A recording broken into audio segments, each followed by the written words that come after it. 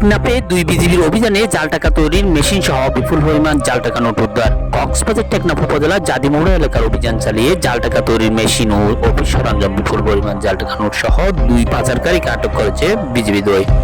তবে এই ঘটনায় জড়িত মূল হোটেলের কৌশলে পালিয়ে আত্মগোপনে রয়েছে বলে জানিয়েছে সংশ্লিষ্টরা। টেকনাফ থেকে কামরুল ইসলামের প্রতিবেদনে দেখুন বিস্তারিত।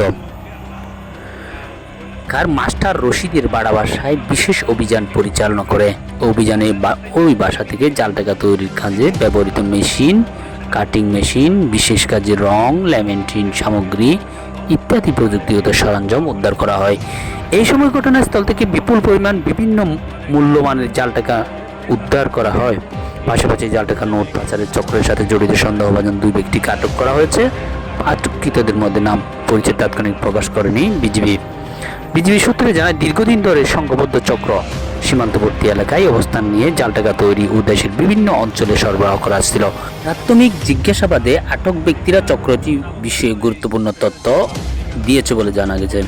তবে অভিযানের খবর টের পেয়ে চক্রের কয়েকজন মূল হোতা পালিয়ে যায়। তাদের গ্রেপ্তারের অভিযান অব্যাহত রয়েছে বলে জানিয়েছে আইনশৃঙ্খলা বাহিনী।